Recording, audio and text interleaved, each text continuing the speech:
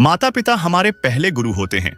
उनका प्यार, त्याग और आशीर्वाद ही हमारे जीवन की सबसे बड़ी पूंजी होता है। लेकिन जब वे इस संसार को छोड़कर चले जाते हैं तो उनके स्मरण में लोग उनके चित्र लगाते हैं। परंतु प्रश्न यह उठता है, क्या हमें उनके जाने के बाद उनकी तस्वीर घर में लगानी चाहिए? क्या इसका कोई आध्यात्मिक प्रभाव होता है? और भगवान शिव इस विषय में क्या कहते हैं? आज की इस कथा में भगवान शिव स्वयं एक भक्त को इस रहस्य से अवगत कराते हैं। नमस्कार दोस्तों, आप सभी का हमारे YouTube चैनल पर एक बार फिर तहे दिल से स्वागत है। तो दोस्तों, अगर आप सच में भगवान शिव के सच्चे भक्त हैं तो कृपया वीडियो को लाइक करें और कमेंट में हर हर महादेव जरूर लिखें।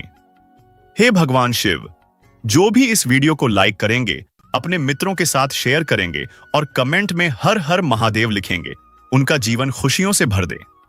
प्राचीन समय की बात है। एक युवक था, नाम था आरव। उसके माता पिता का अचानक देहांत हो गया। वह बहुत दुखी रहने लगा। उसने घर के पूजा स्थान में माता पिता की बड़ी तस्वीरें लगवा दी और रोज उनकी पूजा करने लगा। कुछ महीनों बाद उसके जीवन में अजीब घटनाएं होने लगी। मानसिक अशांति बढ़ने लगी, घर में कलह होने लगी और उसे स्वप्नों में विचित्र दृश्य दिखने लगे। वह विचलित हो गया और एक दिन गंगा के किनारे बैठकर रोने लगा। उसने शिवलिंग के आगे प्रार्थना की, हे शिव शंभू, कृपा करके मार्गदर्शन दीजिए। मैं अपने माता पिता की तस्वीर लगाकर उन्हें श्रद्धांजलि दे रहा हूं, फिर मेरे जीवन में अशांति क्यों है? उसी क्षण दिव्य प्रकाश प्रकट हुआ। चारों ओर त्रिपुंड की सुगंध फैल गई और भगवान शिव प्रकट हुए। उनकी आंखों में करुणा थी और वाणी शांत थी। भगवान शिव बोले, वत्स आरव, तुम्हारा प्रेम और श्रद्धा निस्संदेह महान है। तुम्हारे हृदय में अपने माता पिता के लिए जो भावना है वह पूजनीय है। परंतु अनजाने में तुमने जो किया है वह न केवल आत्माओं को बांधता है, बल्कि तुम्हारे जीवन में भी क्लेश का कारण बन सकता है। जब कोई अपने प्रियजनों को खो देता है, विशेषकर माता पिता को, तब उनका स्मरण और सम्मान अवश्य करना चाहिए। लेकिन कुछ नियम और मर्यादाएं होती हैं जिन्हें जानना हर मानव के लिए आवश्यक है। वत्स, सुनो, मैं तुम्हें 5 दिव्य बातें बताता हूं जिन्हें हर मनुष्य को जानना चाहिए जब माता पिता इस संसार से विदा हो जाएं। ये बातें जीवन को दिशा देती हैं और आत्माओं को शांति प्रदान करती हैं।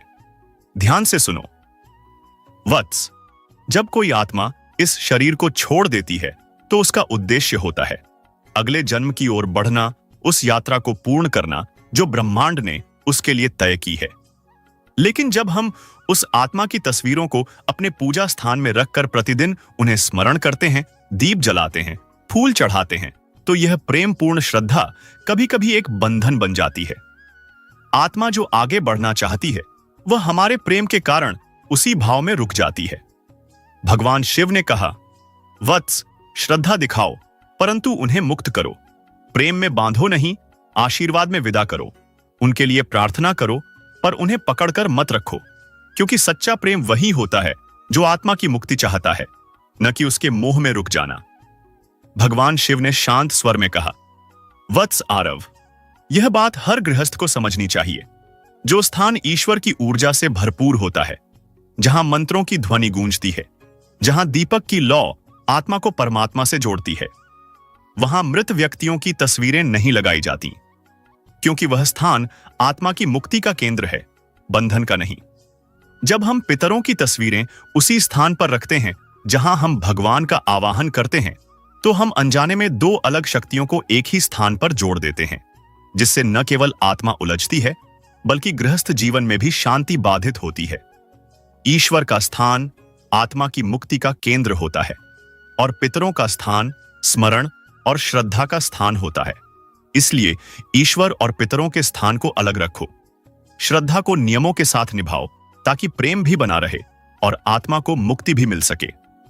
भगवान शिव बोले, वत्स आरव, यदि तुम्हें अपने माता पिता की तस्वीर घर में लगानी ही हो तो ध्यान रखना वह स्थान पूजा स्थल न हो। जहां भगवान का निवास हो वहां केवल उस शक्ति की उपस्थिति होनी चाहिए जो मोक्ष का मार्ग दिखाती है। माता पिता की तस्वीर को किसी शांत स्थान पर श्रद्धा और स्मृति के रूप में रखो, लेकिन उस स्थान पर दीपक या अगरबत्ती न जलाओ। वह एक श्रद्धांजलि है, आराधना नहीं। क्योंकि पूजा वहां होती है जहां हम ईश्वर को आह्वान करते हैं, और स्मृति वहां होती है जहां हम प्रेम पूर्वक किसी को याद करते हैं। भगवान शिव बोले, वत्स, प्रेम और पूजा में अंतर समझो। जो आत्मा जा चुकी है उसे सम्मान दो, लेकिन ईश्वर की उपासना और आत्मा की स्मृति के मार्ग को एक न करो। यही सच्चा धर्म है। भगवान शिव ने कहा, तुम्हारे मन में जो व्याकुलता है वह स्वाभाविक है। माता पिता के जाने के बाद हर संतान यही चाहती है कि वह उनके लिए कुछ कर सके। पितरों की शांति के लिए श्राद्ध और तर्पण ही सर्वोत्तम माध्यम है। इन वैदिक कर्मों के द्वारा तुम न केवल उन्हें श्रद्धा अर्पित करते हो, बल्कि उन्हें अगली यात्रा के लिए आत्मिक बल भी प्रदान करते हो। यही वह मार्ग है जिससे तुम उनका आशीर्वाद पा सकते हो और उन्हें शांतिपूर्वक विदा कर सकते हो। यही सच्ची सेवा है। जो गया है उसे आगे बढ़ने दो। मोह में मत बांधो, प्रेम से मुक्त करो। यही पुत्र धर्म है, यही पवित्रता है। भगवान शिव ने गहरी दृष्टि से आरव की ओर देखा और कहा, वत्स, यह संसार एक यात्रा है। आत्मा आती है, अनुभव लेती है और फिर आगे बढ़ जाती है। परंतु जब तुम मोह में डूब जाते हो तो तुम न केवल अपने हृदय को बांधते हो, बल्कि उस आत्मा की गति को भी रोक देते हो। मोह आत्मा को रोकता है, प्रेम उसे मुक्त करता है। जो गया है उसके नाम पर अच्छे कर्म करो, गरीबों की सेवा करो, भूखे को भोजन, वृक्षारोपण। यही वो कर्म हैं जो तुम्हारे माता पिता के आशीर्वाद बनकर तुम्हारे जीवन में लौटेंगे। प्रेम को कर्म में बदलो, यही सच्ची श्रद्धांजलि है। तुम्हारे कर्म ही उनकी आत्मा की सबसे मधुर स्मृति होंगे, जो उन्हें भी सुख देंगे और तुम्हें भी उन्नति की ओर ले जाएंगे।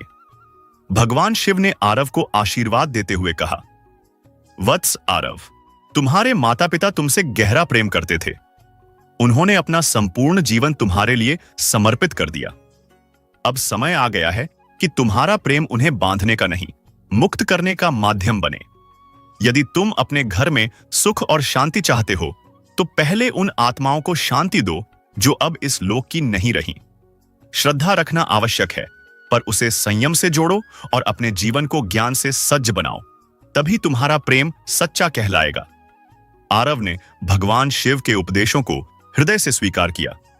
उसने अपने माता पिता की तस्वीर को पूजा स्थान से अलग एक शांत कोने में स्थान दिया, जहां बस स्मृति थी, आराधना नहीं। हर वर्ष वह श्राद्ध करता, तर्पण करता और उनके नाम पर गरीबों की सेवा करता रहा। धीरे धीरे उसके घर में फिर से सुख और शांति लौट आई। नकारात्मक ऊर्जा समाप्त हुई, मानसिक अशांति मिट गई और सबसे बड़ी बात, भगवान शिव की कृपा से उसका मन भी शांत हुआ और आत्मा भी। क्योंकि जब प्रेम मोह से ऊपर उठता है तो वह मुक्ति बन जाता है, और जब श्रद्धा ज्ञान से जुड़ती है तो जीवन में शांति लौटती है। इस कथा से हमें यह सीख मिलती है कि माता पिता की आत्मा को बांधना नहीं, मुक्त करना चाहिए। पूजा स्थान में केवल ईश्वर की तस्वीर होनी चाहिए। यदि मृतकों की तस्वीर लगानी हो तो उसे आराधना का केंद्र न बनाएं। उनके नाम पर श्राद्ध, तर्पण और सेवा करना, यही है सच्ची श्रद्धांजलि। मोह नहीं, समर्पण और प्रेम से उन्हें विदा करो, क्योंकि यही तुम्हारा कर्तव्य है, यही सच्चा पुत्र धर्म है। भोलेनाथ हमें यह दिव्य शिक्षा देते हैं, प्रेम को कभी बंधन मत बनने दो। जो इस संसार से चला गया है उसे अपने आंसुओं से मत बांधो, बल्कि अपने आशीर्वाद और शुभकामनाओं से उसे मुक्त करो। क्योंकि आत्मा का अंतिम लक्ष्य है ईश्वर की ओर यात्रा करना, और सच्चा प्रेम वही है जो किसी आत्मा को उस यात्रा में रुकावट नहीं, राह दिखाए। अगर आपको यह कथा प्रेरणादायक लगी हो तो इसे लाइक करें, शेयर करें और हमारे चैनल संपूर्ण ज्ञान भंडार को सब्सक्राइब करना न भूलें। ओम नमः शिवाय।